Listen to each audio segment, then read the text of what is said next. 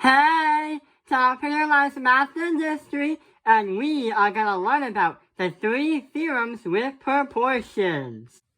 So what we're going to learn about is 3 more strategies on how you can unlock your math abilities and also understand that these theorems that we're going to learn about also have to do with helping you set up with proportions.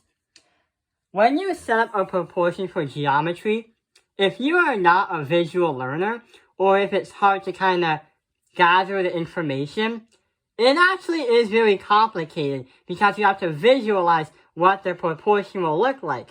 So let's get started on the first one. Hey, what's this? Look, it's a theorem, side splitter theorem. If a line is parallel to the sides of a triangle and intersects the other side, it divides these 2 sides and it becomes proportional. Hey, what is this? So at least it's not the kind of proofs that we saw in chemistry, or it's not the kind of proofs that require like 2 pages of complexity explanations. So let's see what happens. Hey, we have 2 triangles. So what it's literally stating is, if a line is parallel to the sides of a triangle, it intersects it and also divides these 2 sides, and it makes it proportional. So let's start to make an equation with lettering and also see what happens and describe how it happens. So it's saying that this and this and this and that have to do with it. We're going to say AD is going to be divided by DB equals AE is going to be divided by EC. So that is how it can help us set up our proportions when we're trying to find some kind of dimensions. So when it divides these 2 sides, they are proportional. So these 2 sides are proportional to these 2 sides. That's why we have this line. And that's why it's called a side splitter theorem. Cha-ching, cha-ching!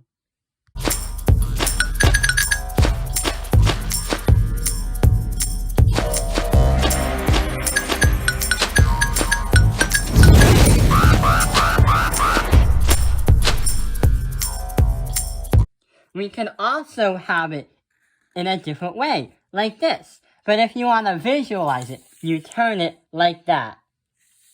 What we can do is call this J and K. We can do it like that too. So let's see an example of how we can apply that with numbers. So how can we use side splitter theorem? Ooh, an X. So what we have to do is simply find X. About the proportions in this example, we can apply it with this one too. So we're going to say X divided by 5, this side, and that side is equal to 15 divided that by 3. Also, these 2 are parallel and connect both of the sides. If we do the crisscross method, the crisscross applesauce method, we are going to get 15 times 5 is 75 equals 3x. Divide by 3, divide by 3, and x is going to be 45 units. See how it becomes very proportional? Done. Now, let's try and look at the other one, but this one has a lot more lines than it has. Okay, so let's see what happens. Ooh, there's another theorem right behind us. It sneaks up behind us. Parallel transversal theorem. If you have 3 or more parallel lines are intersected by 2 transversal lines, then the parallel lines divide the transversal lines and make them proportional. But about the pictures, how are we supposed to understand that without pictures? Well, that's the whole idea. So it looks like there's some kind of picture right here. It looks like a trapezoid, and it looks like we have 1, 2, 3 parallel lines. Trapezoids will have 2 parallel lines, and that giant parallel line in the middle strikes through.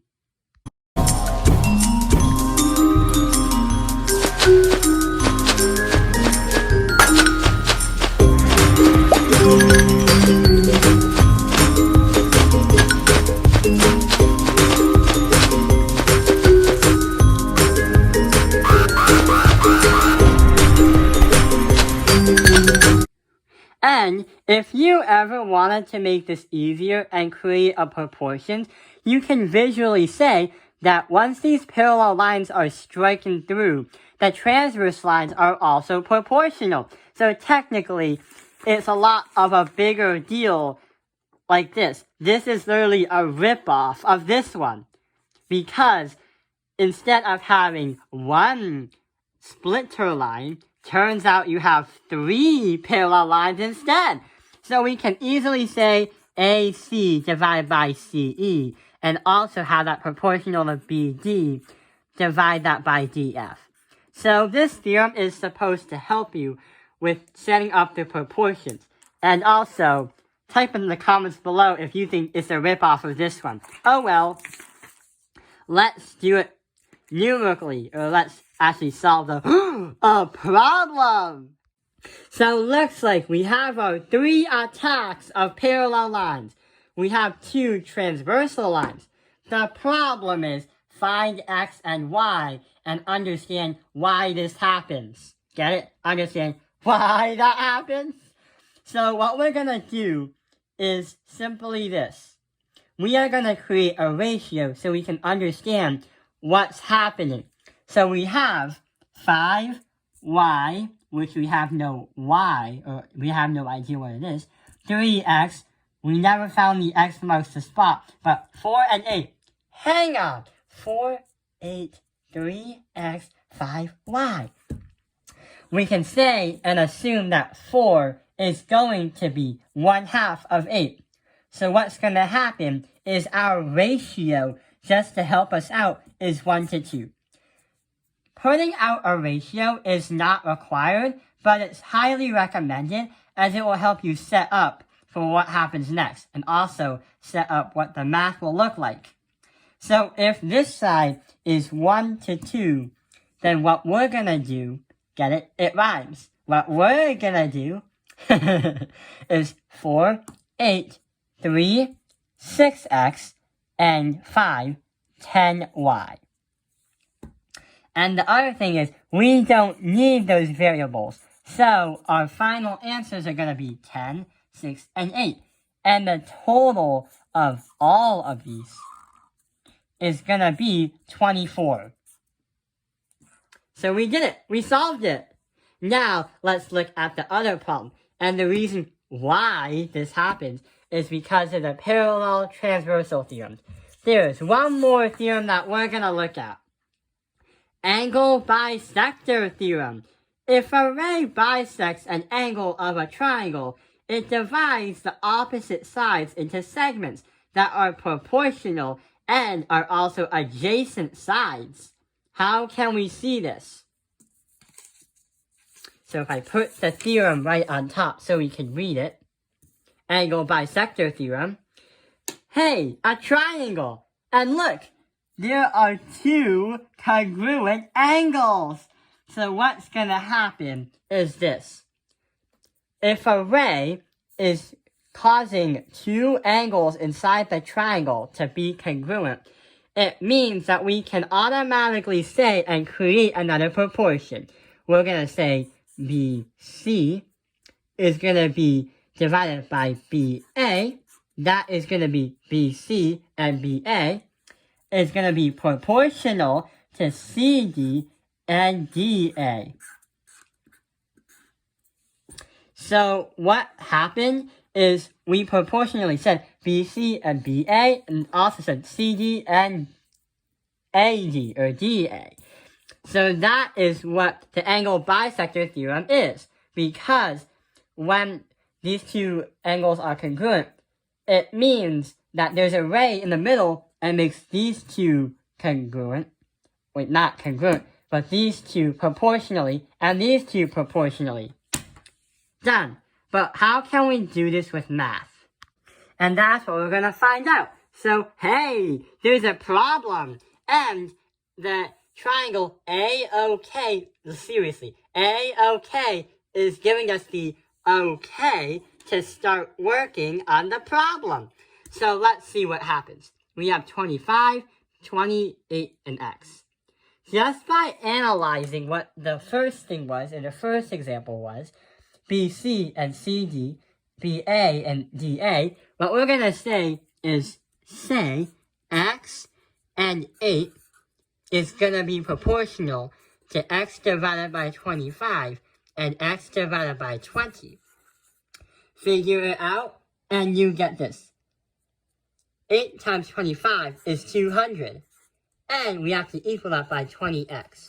Divide by 20x, and divide that by 20x, and, wait, just 20.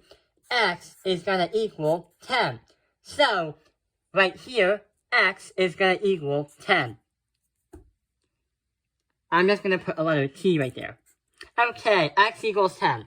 And that concludes the video, and we have learned the angle bisector theorem. We have learned 3 ways we can identify and also help set up proportions so we no longer have to think so hard on setting them up when we have to.